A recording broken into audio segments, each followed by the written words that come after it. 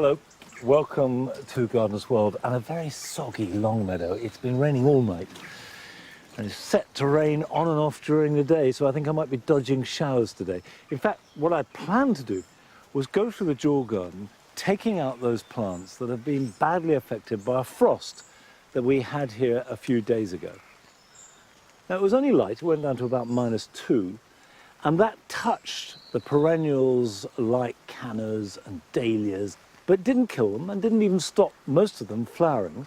However, the annuals like the tithonias and the zinnias were blasted. And once they get hit by frost, they're never going to flower again. And the thing to do is either pull them up or cut them back.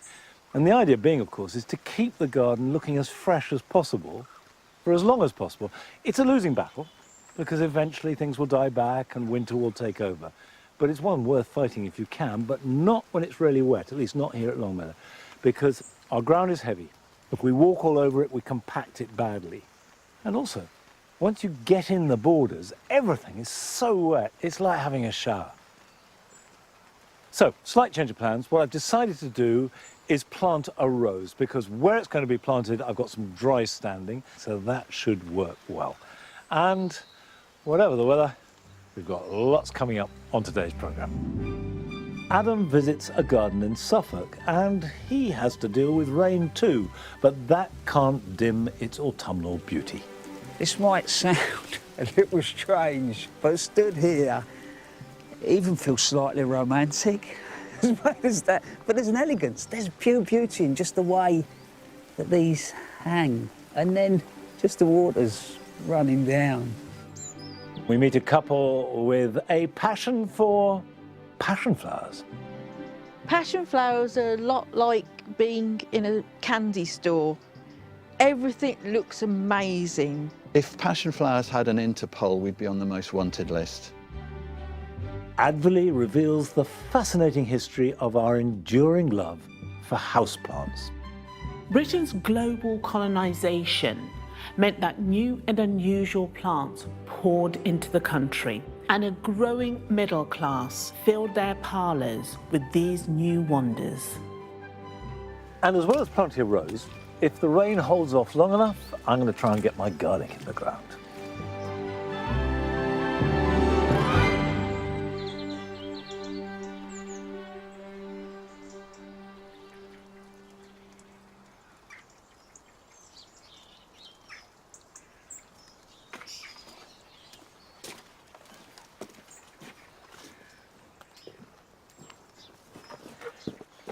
I must confess a failure.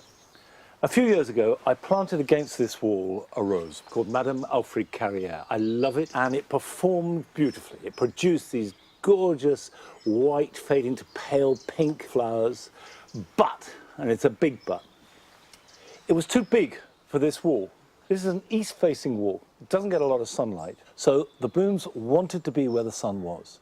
So it went up over the wall, found it, and you couldn't really see it. The wall still looked a bit bare, so I've taken it out.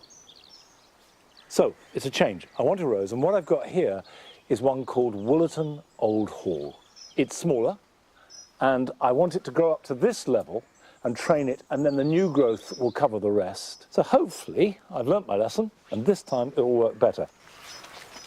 Now is the perfect time of year to plant roses. The soil is still warm enough for the roots to grow a little bit and get established. Don't plant into exactly the same hole, because there's something called rose replant sickness. Roses tend not to do so well if they're put into the same hole as previous roses. I'm planting slightly away from the wall because walls tend to soak up moisture. Rain very rarely falls dead straight. And so if it's coming from the west, which it does here, this is actually a dry wall. So we move it away a bit to get a bit more moisture.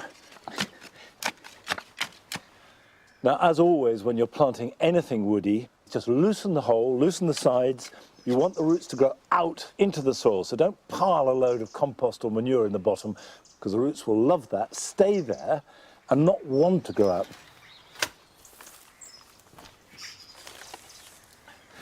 Now, just going to take it out of the pot. There we are. Now, when you buy a rose in a pot, it tends to be that the rootstock, the point where the graft is, where my finger is just above the surface. But I like to plant it so it's about 1 inch below the surface. And there are 2 reasons for that. It reduces suckering, and that means shoots that grow from the rootstock that will be different to the rose on the top. The second reason is to reduce root rot, because if this catches in the wind and rocks, that will damage the roots. Actually, as it grows, once it gets established, when it's tied in, that will hold it firm. Let's just check that out. Oh yeah, plenty deep enough. The next thing I'm going to do is add a little bit of mycorrhizal powder. Now this was developed and was used largely to combat rose replant disease. But it's a good idea if you're planting any woody plants. And what you've got is a sort of granular powder, but in that is fungus. And the fungi, mycorrhizae, help transmit nutrients from the soil to the roots.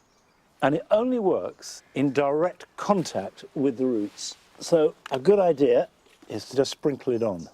And if it's damp, like this is, it'll stick. There we go. So we'll get that in the ground, in the right direction, and fill back round it.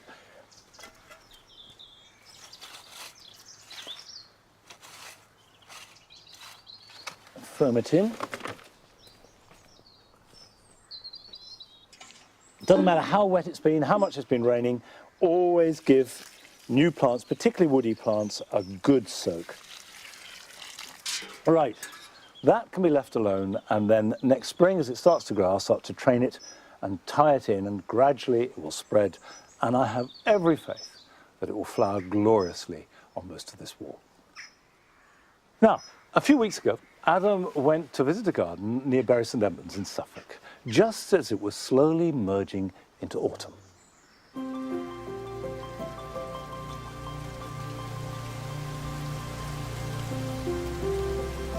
It's that time of year. The garden is just on the cusp. Early autumn. Things are starting to change. The coat's gone on, and I've come to a 7-acre garden in Suffolk that is just on the edge of a woodland. You walk in and straight away there is an incredible atmosphere. But I think this time of year is a superb period just to take stock. Enjoy the moment, yes, but what do you want to do over the winter months? Add a tree, a shrub, not just for visual interest, but maybe for wildlife too. Well, this place is absolutely stacked out with ideas. So let's go and see what we can find. As you leave the forest behind and cross the River Lark, you step into Fuller's Mill Garden, a place where an unsung horticultural hero first made his name. So that house behind me was the home of renowned plantsman Bernard Tickner, who came here in the 50s. He made his living brewing beer, but he loved his plants and spent basically a large part of his life creating this garden. And as you look round, it's absolutely mind-blowing.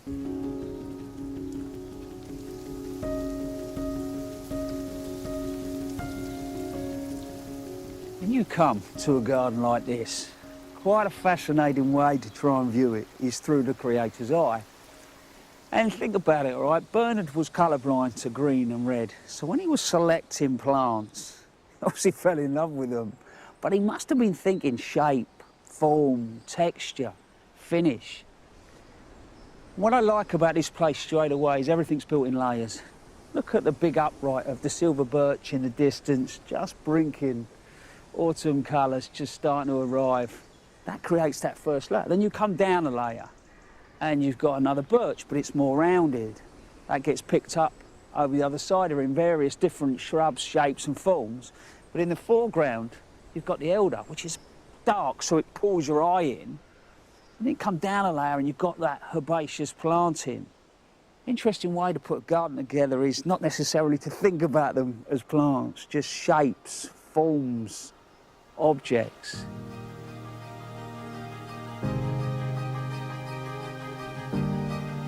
Towards the end of his life in 2013, Bernard opened up his garden to support people working in horticulture. Garden manager Gary Bean oversees the operations. How does the place run? So there's 5.5 staff. We're incredibly lucky. We've got about 30 volunteers throughout the week. Wow. We'd be lost without them. Yeah. Absolutely incredible. So when did you first come? It was about 7 years ago. Yeah, just started as a trainee. I couldn't believe it when they accepted me, and yeah, sort of never looked back. Don't take this the wrong way, but you look slightly older than that, all right?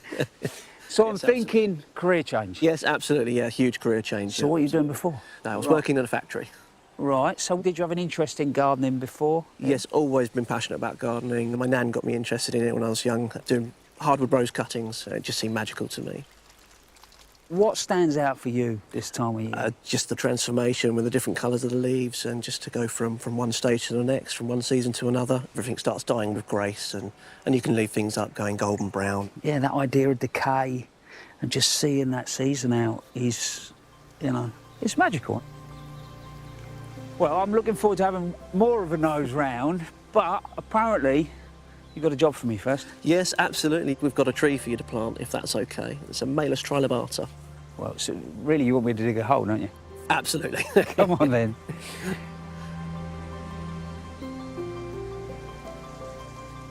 So where are we going? Over there? Yeah, over to your spade, yeah. Nice, but why is there only one spade? That's the only one we got, I'm afraid. Sorry about that. Ah, dear. So you're going to manage? Of course, yeah, I'm here to delegate. And I'm going to dig, right. But I always plant trees in square holes. Yep, absolutely.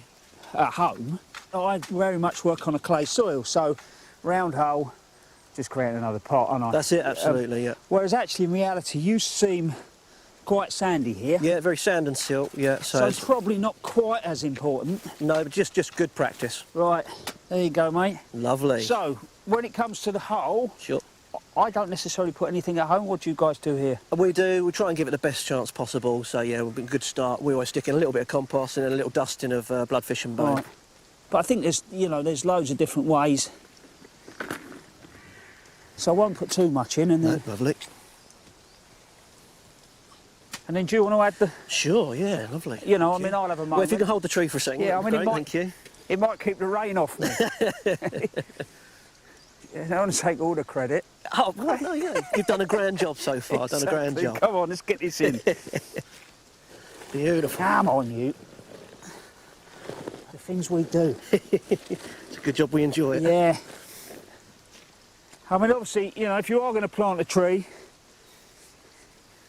or even come to Suffolk, come on a nicer day, you don't have to plant them in the pouring rain.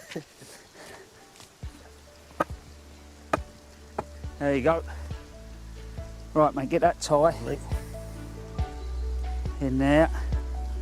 Ideally, we want to stop it rubbing Yeah. against the post too. Ah, dear. The things I do. With the rain not letting up, a quick costume change is in order. So, second coat, the other one, it's gone all the way through. But we're going to keep looking because I tell you, Bernard had an eye for a tree. And look at this, Crataegus. So, hawthorn, you see it out in the hedgerows, our native, but this is not. So this is Crataegus orientalis, and if you look closely, straight away, the leaves are bigger. Yeah, they're more lobed, but also look at the size of the berries. They're like twice the size. This will get to about 4 metres, so great for a smaller garden. But look also what that's going to provide for wildlife over the winter months.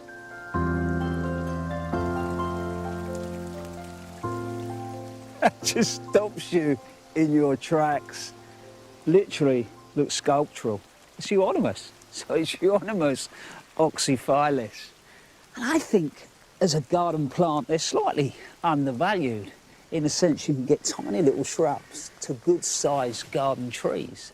This might sound a little strange, but stood here, it even feels slightly romantic. As well as that, but there's an elegance, there's pure beauty in just the way that these hang. And then just the water's running down. Gardens ultimately are all about moments and how many can you get throughout the year. And wow, that definitely provides.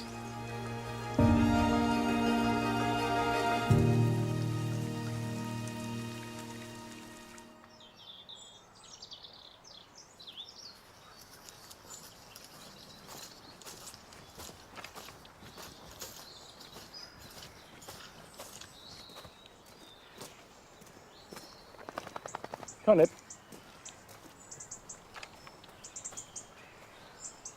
I do love the way that the berries like the spindle and the hawthorn and the cotoneaster and the paracantha and these crabs, for example, shine out in this season. Although when the cold weather comes, the birds fall on them and then they go. Now, I'm planting again on an east-facing aspect, but what I'm putting in here is a clematis, and one that will flower as early as mid-March, if the weather is good, and certainly by April. So by putting it here at the back of the border, it's before almost anything else other than the bulbs will have come through. Now, with all clematis, whatever type you're planting, they like to be planted deep, and they like really rich, moisture-retentive soil. So if you've got very sandy soil, or a very chalky one, you might want to add some compost underneath them. Okay, a simple hole. Now, this is Clematis alpina. Comes from the Alps, and it's got glorious flowers that hang down like goat's ears.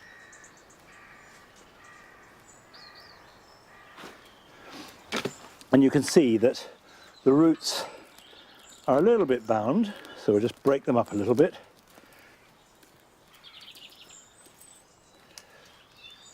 That's all I need to do, just loosen them up like that. You can plant it as deep as you like, but never less than a couple of inches below the surface. So we'll fill that back in now.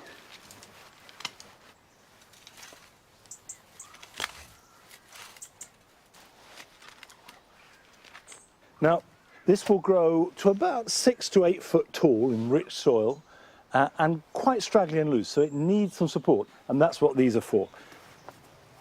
So that goes in there, and it wants to be secure because it's going to take the weight of all the growth. There we go. Last one. So we'll pull this together like that. And I'm using a tarred twine because I want it to last. Sooner or later, soft twine does rot.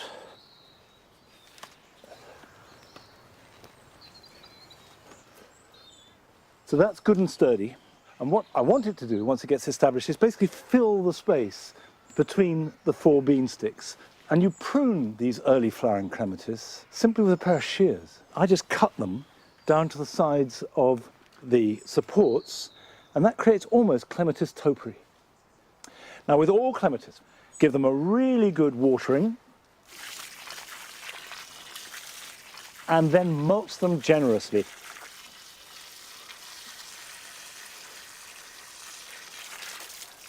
Now, it's a bit of a cliche to say that people have a passion for certain plants, but I think in the case of Steve and Dawn Morgan, at their home in Yellon in North Devon, it's appropriate.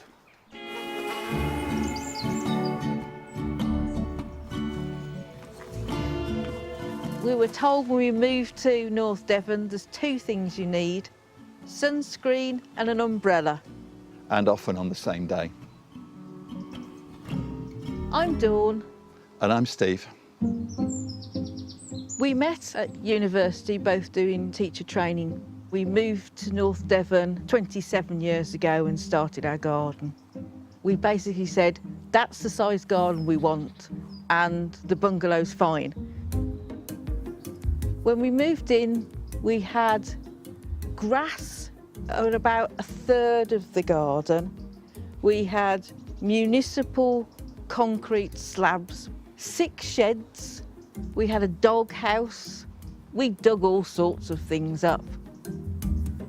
The sort of plants we grow in our garden are sort of bold, tropical things with big leaves, lots of colour, high scent. I'm a sucker for big and exciting and rapidly expanding things. That's the backbone of the garden. Bananas and cannas and gingers. Our favourite time is really from July onwards. Just the energy coming off the garden as things get bigger and grow up is just amazing. Although we both have our own favourite type of flowers or flowers in the garden, one thing that we're really united on, it's our absolute passion for passion flowers. If passion flowers had an Interpol, we'd be on the most wanted list. The delightful view when you look at the middle of one, it looks like a kaleidoscope. It's absolutely beautiful. Passion flowers are a lot like being in a candy store. Everything looks amazing, but some of them will rot your teeth, some of them will be too sour, and it's a bit like that with passion flowers. Some of them are really easy to grow, will grow really well. Others of them are very tricksy. There are ones that you see that you know they're going to be trouble.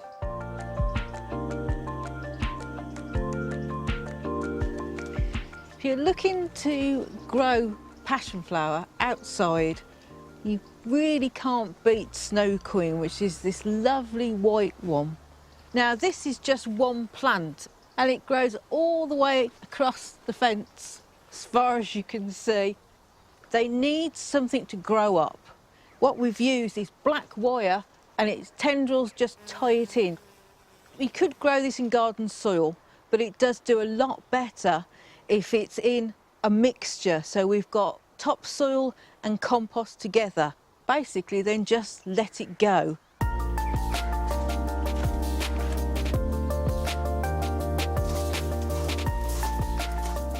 This is the first passion flower we saw in the National Collection. This is one called Alardii, and it has a most wonderful scent. They start to flower around about May time, and they'll carry on flowering almost all the way through to November and maybe beyond. The scent of this flower for me is the smell of summer.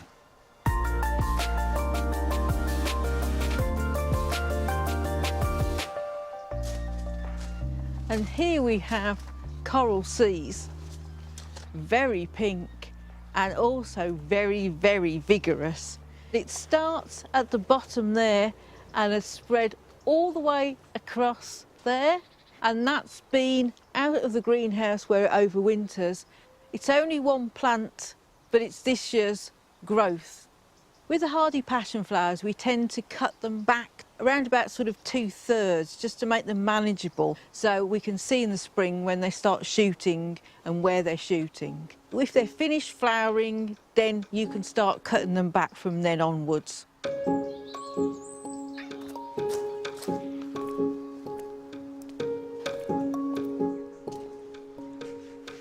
Some of our passion flowers are not hardy, so they have to come in here for the winter, and they're kept nice and warm. They've only been in here a year, but already they're trailing down. So over here, this is a seed grown from a previous one of ours. It's a Lofgrenii. Because it's a species type, the pollen is really, really good for doing crosses. It has absolutely loads.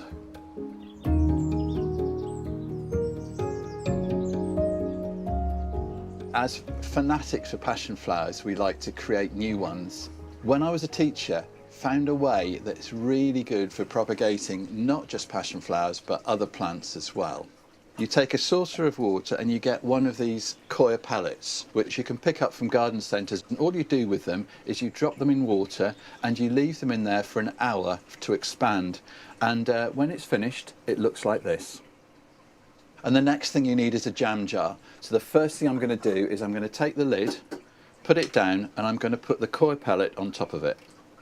So we're going to take a piece of stem where we've actually got 2 or more leaves.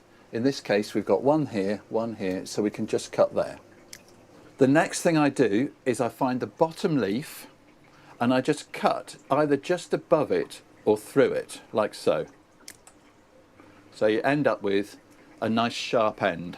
Finally, you remove any of these flowers and stipules and pieces that are around the top leaf. The leaf is a bit big, so I'm just going to shorten it down like that. Then you make a hole in the top of your coir and you poke that in. like so. Just going to lose some of that water, but I am going to then mist it, just to make sure that it stays nice and healthy. And then we just take the rest of the jam jar and carefully place that over the top. Try and avoid having it touching the side. And that now is a sealed unit. Now the nice thing about this is, and I used to do this in school with children because it requires no further attention at all, you'll start to see roots develop lower down and you'll see a new shoot coming from the top. At that point it's ready to pot on, so you take it out and you pot it into a small pot and you'll end up with something like this. Just pinch out the top and you'll get side shoots, and from there on you have a brand new plant ready to go.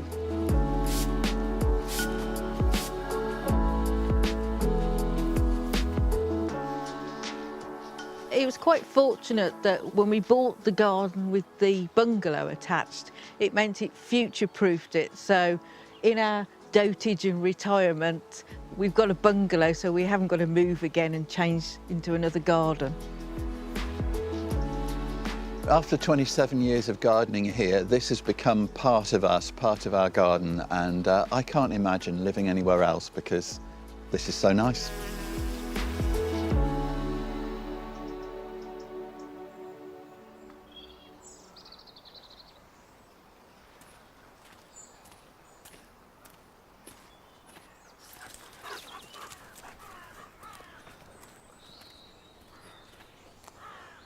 I think it's a very good tip about the cuttings. I've used those coir plugs often, but I've never used the jam jar technique. It's a good idea. Now, you may have seen in the news that Ned and I are going to take on a project next year because I will be doing my first Chelsea garden. It's not a show garden as such in the sense it will be judged, but it will be a garden in conjunction with the RHS and Radio 2. And Ned will be acting as a consultant because it's going to be a dog garden. And when Chelsea is over, it's going to be relocated to Battersea Dogs Home. So it'll be fun. It's a bit daunting, but hopefully anybody and everybody who's ever had a garden and a dog will know the way that dogs influence not just the way we use our gardens, but also really down to the last detail of how we plant them and plan them. And I just hope that I can share my love for dogs and gardens at Chelsea. Now, still to come on today's programme. Advolly traces the history of our long-standing love affair with houseplants. The Victorians loved a good mania. They collected everything and soon they developed a passion for ferns, known as pteridumania or fern fever. We meet a GP in Devon who became so convinced of the healing power of plants that she now prescribes gardening in a garden that she has created. I think being in a garden rather than a consulting room definitely removes barriers. If patients come and talk to me in a garden when I'm wearing my gardening clothes and I'm kind of covered in mud, the conversation's just sort of different. But first we're going to visit one of your gardens, and it belongs to Chris Burkett, who lives at Morton in the Wirral.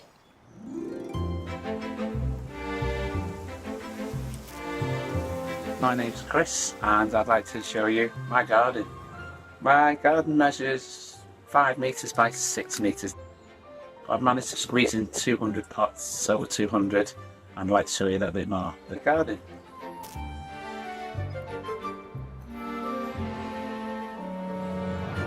Having 200 pots or so, a lot of people's initial reaction is watering must be a complete nightmare or couldn't be bothered. I don't find it too much of a problem because I put my pots close together. I find that they retain a lot of the moisture, and the overhanging foliage tends to help a lot of the plants getting overheated.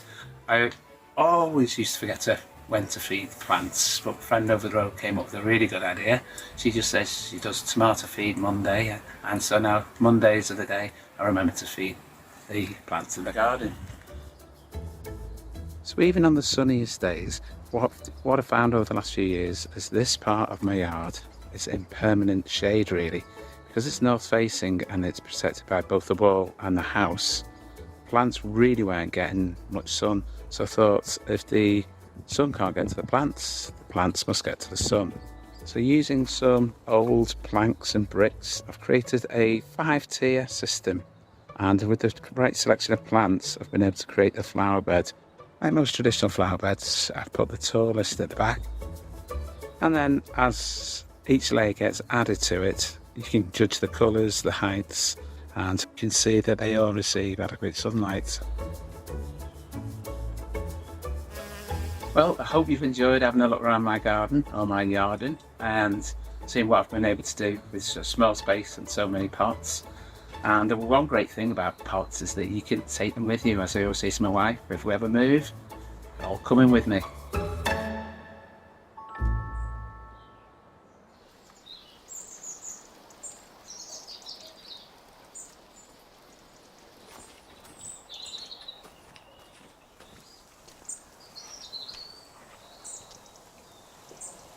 Well, it's pretty amazing, Chris, how much you've managed to fit into your garden. And as you say, you can take it all with you if and when you go. Now, I'm about to plant garlic, and normally I plant all my garlic in September, but it was really hard to get hold of some. So I tried an experiment, you may remember. I bought some garlic from a supermarket and planted it into a container. It's grown up and they look really good. The downside of that is that generally it's best to grow garlic that has been raised in this country, that has evolved and adapted to our climate and conditions, and also that you know is free of viruses. I've now managed to get some British garlic, and I've got some elephant garlic. Elephant garlic is much bigger. These are the size of individual cloves, whereas that's a whole bulb almost the same size. Elephant garlic's much bigger and much milder, but you grow them in much the same way. So I'm going to plant the elephant garlic first, and then the rest of my garlic, and next June we can do a comparison when we harvest them both from the window box and from this bed and see how they compare. They want to go in fairly deeply, so I'm going to make a hole with a dibber. Now these want to be reasonably spaced apart, so I think that's about right.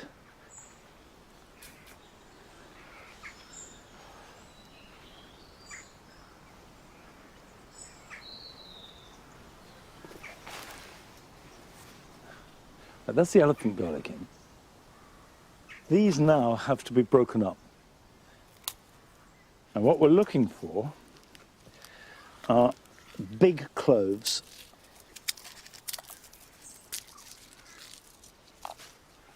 So the bigger and plumper the clove, the better it will perform. And with these, we don't need a dibber to put them in. And as long as you put them in pointy end up and push them firmly in the ground, they'll be fine. So that can go in like that. Just push it down. And they want to be planted about 6 inches apart, closer together than the elephant garlic. So I have a couple of rows of hardneck garlic, 3 rows of elephant garlic. Just rake gently over them so they're covered up. Like that. And then there's nothing to do now until next spring. And then all you have to do is to keep them weed-free, and if it's very dry, water them. And they should be ready to harvest when all the green has gone from the leaves. But that won't be till next June at the earliest, and maybe even July, and we can compare the different kinds. Now, houseplants have become immensely popular in recent years. But as Advolly found out, there's nothing new about our love of them.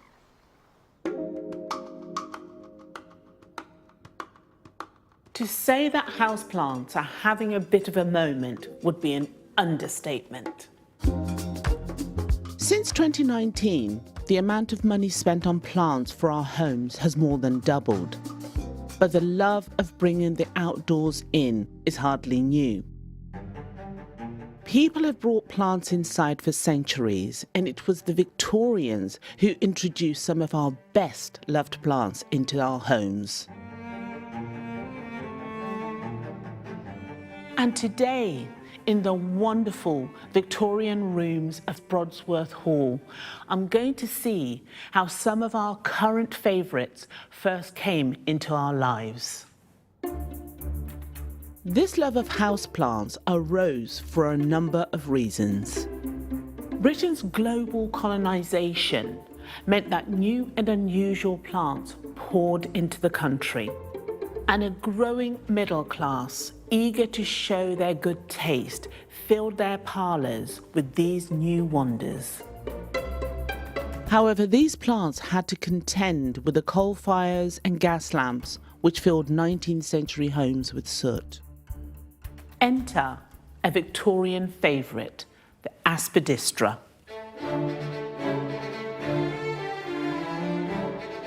It was commonly known as the cast iron plant as it could survive in the smokiest of rooms.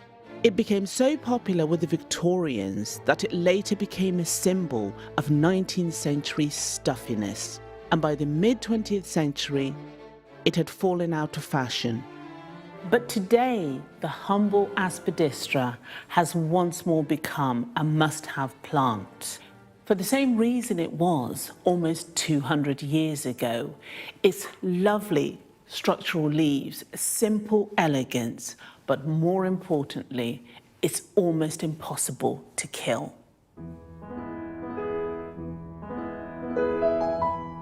Orchids are so common today, it seems strange to think that one of these plants once cost a year's wages. Their colours and forms led to a national fascination which lasted decades and cost lives. They're one of the most varied family of flowering plants in the world, with over 25,000 species. Wealthy collectors dispatched orchid hunters across the globe to find new and unusual varieties, in what became known as orchid delirium. Orchid hunting was a dangerous pursuit. In 1901, 8 men went in search of rare specimens in the Philippines. 5 disappeared during the trip, 1 burnt to death, and another one was eaten by a tiger, allegedly, and only 1 returned home. And transporting these delicate blooms back was also difficult. Bundled in ships without light or fresh water, most plants didn't survive the journey, which only increased their value. Until the invention of this Wardian case in the 1820s, which allowed botanical treasures to be moved around the world. And slowly, orchids became accessible to the British plant obsessives.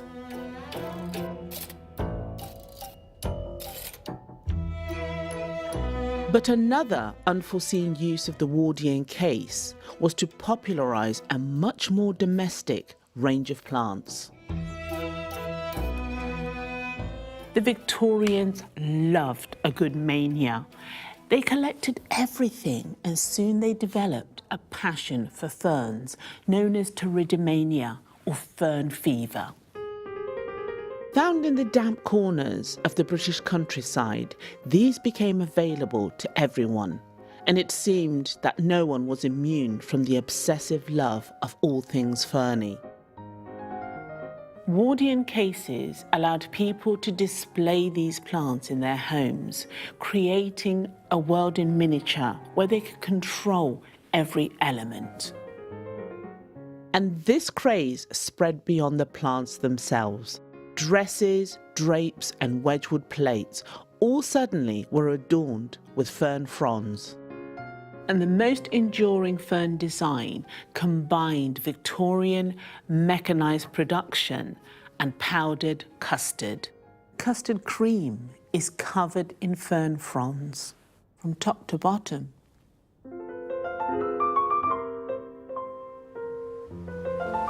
Lord Howe Island is a tiny speck of land 7 miles long by 1 mile wide, situated between Australia and New Zealand. There are over 100 plants on the island found nowhere else in the world, but only one has had a global impact, Howea forstariana, the Kentia palm. First introduced back in the 1870s, it brought a sense of the tropics to Britain. The Victorian tradition of afternoon tea increased its popularity as these plants were a must-have for the growing number of palm courts where tea dances took place. Hotels like the Ritz and even the ill-fated Titanic boasted Kentia palms in their cafes. One of the biggest lovers of this plant was Queen Victoria. She grew it in all her royal residences and requested that it be placed around her coffin when she later lay in state. This royal approval led to a huge demand for the Kentia palm, which became the main industry on Lord Howe Island, reflected today in the island's flag, with the iconic palm front and centre. The Victorians may have popularised many of the houseplants we see today, but there's one plant which came into its own well after their era. The 1951 Festival of Britain was meant to celebrate British design, much like the 1851 Great Exhibition had done 100 years earlier. One of the stars of the show was Monstera deliciosa, the Swiss cheese plant. Millions of people came to see what the post-war home would look like. It was light, it was fresh, far removed from the stuffy Victorian parlour. But one thing hadn't changed. The showrooms were full of plants. In fact, it was at this festival when the very term houseplant was coined. And at the heart of these designs was the Monstera, which was proudly advertised as the aspidistra of tomorrow. The joy of houseplants today is the same as it ever was. With a few carefully selected plants, you can create a space in your home that is uniquely yours and beautiful all year round. Houseplants are now so popular, driven by social media. #Monstera alone has millions of posts. But like all trends, they are cyclical. So we're now just waiting to see what the next hot thing might be.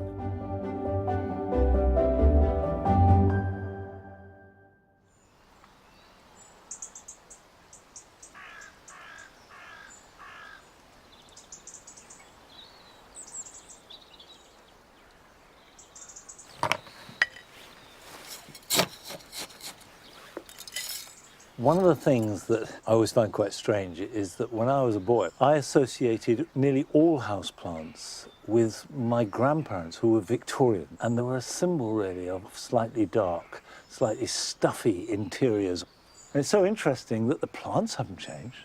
It's just our perception of them and what we can do with them. And of course, as Advolly says, that's partly to do with fashion. Well, going from foliage and green and interiors, I've got some bulbs here that will bring real flames of colour to February and March. And I've got two bulbs. I've got Iris and I've got Chiandoxia. And I'm starting with the Iris, which I absolutely adore. This is Iris reticulata, Purple Hill.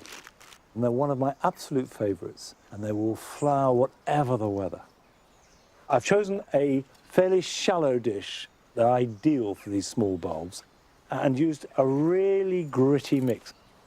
They really need drainage. The Iris is a slim bulb, and they're one of my absolute favourites. So I'm going to pop these out, pointy end up. I'm leaving a wider gap than I might normally because I'm going to add the Chiandoxia to them. If I just had Iris, I would plant them a bit closer together. The great secret of growing bulbs in pots is to cram them in. I love the whole process of this time of year. The gathering up of all the plots, taking out summer displays, washing the pots, getting them ready, laying them out on the table here, ordering the bulbs, and then come the middle to the end of February, boom, off that explosion of colour goes. Right, that's the iris in place. Now, instead of building this in layers, I'm going to plant the Chiandoxia in amongst the iris, so they grow together. And these will flower a little bit later. If you've got free draining soil, they can be grown outside perfectly well, as indeed can the iris. The Chiandoxia are a different shape. You can see they're rounder, they're more like a tiny little onion. They'll take more shade than the iris, and they will naturalise very well. So, in the right conditions, you can plant these outside and they will spread through your borders without becoming invasive. So they're not touching, but they are packed quite tight. And then cover them up.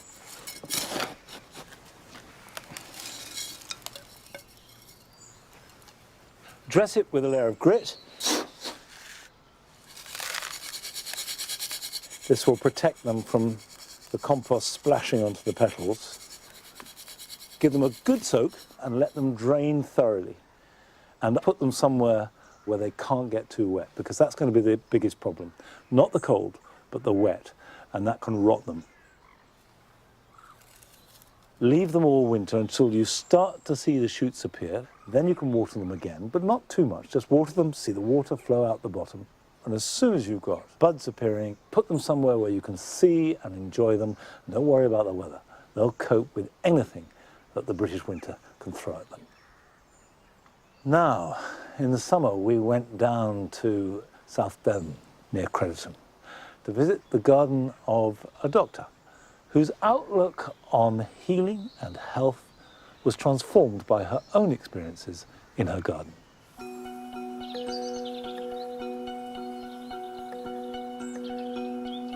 It's a cliche, I suppose, to say that my garden is my happy place and it's where I feel most at ease, but I guess that cliches are cliches for a reason, because they're often true.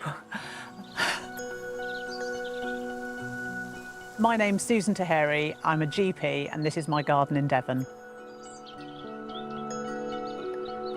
I think for me, the fact that gardens change sort of over a long period of time, but actually just have a rhythm and cycle within the year, is something that's actually extremely helpful. So this is my favourite area of the garden, this bed, which is largely perennial plants, so persicarias and Rebeckia. The incredible thing looking at this bed and seeing it so full and exuberant is that in February there's nothing to see here, and I just love that sense that all of this life is just waiting to erupt and just appear. It's just utterly joyous. More than anything, my garden teaches me that there are times when we can be more productive and we experience kind of great times of growth, and there are times when we need to rest. And that's okay, and just to accept that cue from nature. Being a GP is a stressful job, and there are times where you spend a day talking to people about problems that you're not in a position to help, and that can sometimes feel very overwhelming. And I find that coming back from work and having a circuit of the garden is enormously soothing and calming for me. Having recognised just how valuable gardening was to me personally, it was something I really wanted to share with my patients.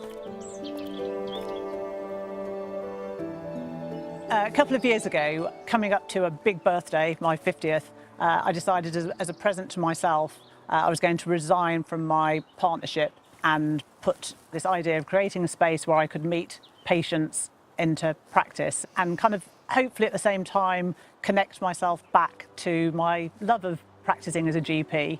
I felt a garden rather than a consulting room was the right space to do that. We're here in Growingwell Garden, which is situated in a corner of a field next to our practice building. So the practice building is literally on the other side of the car park. A few years ago, I heard a really shocking statistic that was talking about the risks associated with isolation and loneliness, and a study found that those carry the same risks for heart attack and stroke, cardiovascular disease, as a moderate amount of smoking. So in a GP surgery, I can talk to people about their smoking risk, but there's not very much I can do about their loneliness and isolation. So Growing Well Garden felt like a natural solution, somewhere that people could not only come outside and have the many benefits of connecting with green space and nature, but also connect with one another, hopefully in a meaningful way. It just felt like a really positive contribution that I could make to health. What we're looking at currently is our no-dig annual flower patch. So this was an area that was created just this year. One of the incentives to get people into the garden has been to invite people up to kind of cut a little posy of flowers. And just actually seeing the way that flowers evoke a memory, oh, that was my grandmother's favourite plant, or oh, my dad used to grow these, has just been a lovely thing to be part of.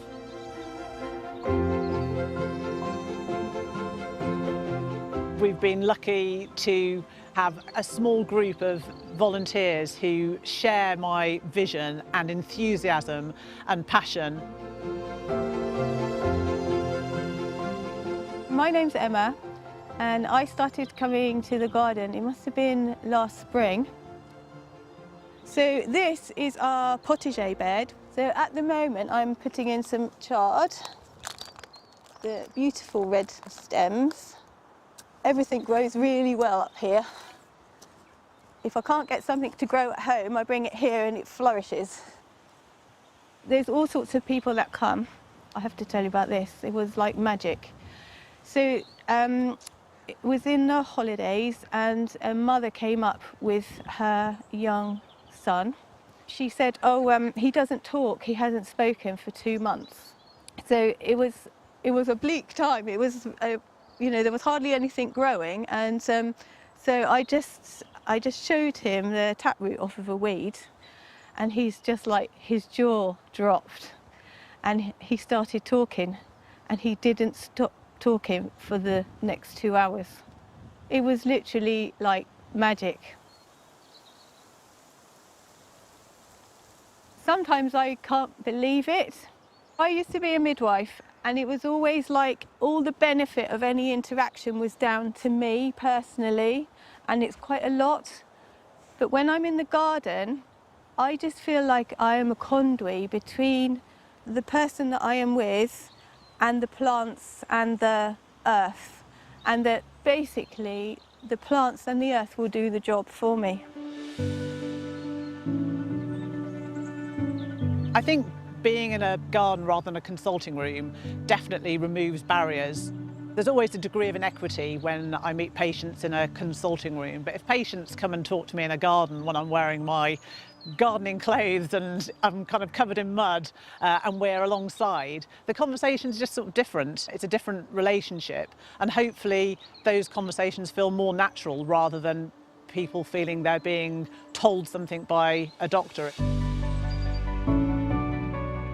Growing Well Garden gives me an enormous sense of pride at what a group of individuals can achieve on a tiny budget with a lot of belief, and I really hope that something like this could become a bit more of a vision. It would be amazing to think that projects like this could exist alongside primary care in the future. A connection with nature, connection with colour, growing is just a part of my DNA, it's part of who I am.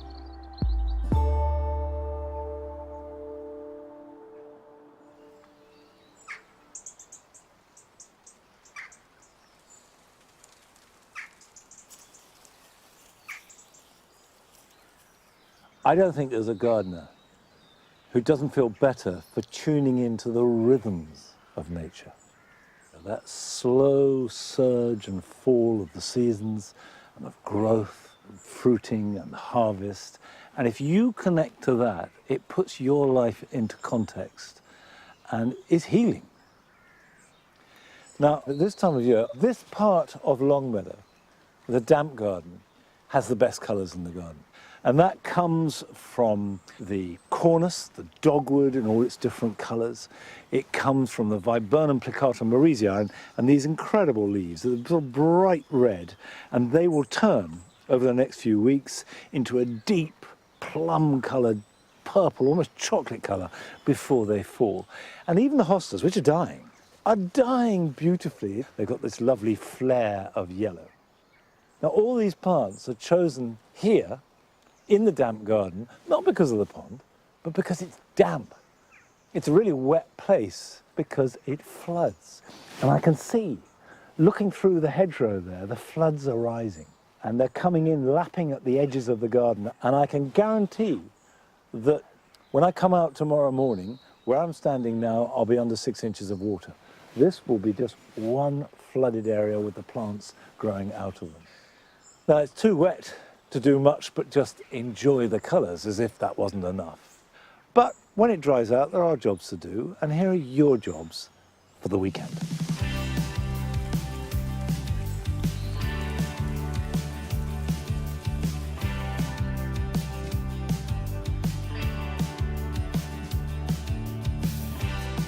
If you grow vegetables, it's always a good idea to grow some early broad beans to get an early crop next spring.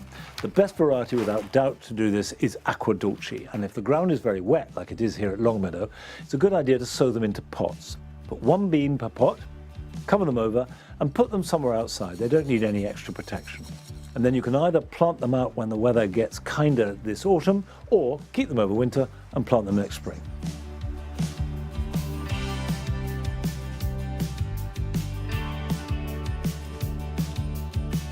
Nearly all of us will have to deal with a cold snap at some stage this winter, and it's best to be prepared. So buy some horticultural fleece and then cut it to size to fit whatever plant you want to protect. In this case, it's a citrus. Have some string to hand and cut that to size too, so you can tie it into place. And then wrap it up neatly, put it to one side, and it's all ready to go for when you need it.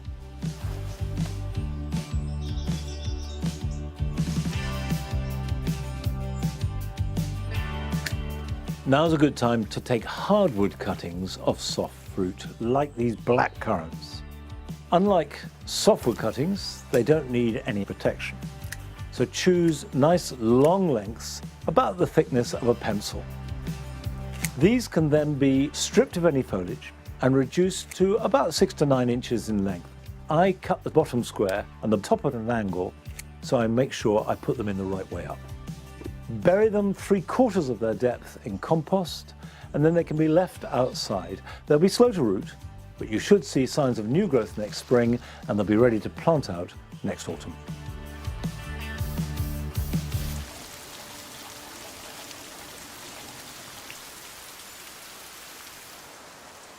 It's hammering down. It doesn't look like stopping. It's absolutely soaking out there. And at times like this, I've learnt that discretion is really the better part of valour. And we have a basic rule: if the mud sticks to your boots, get off the soil. By and large, you tend to do more harm than good. So when it's raining like this, find indoor jobs, and if there are no indoor jobs, go indoors, make a cup of tea, and wait for the rain to stop. Anyway, that's it for today.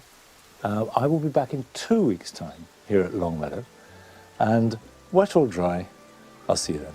Bye-bye.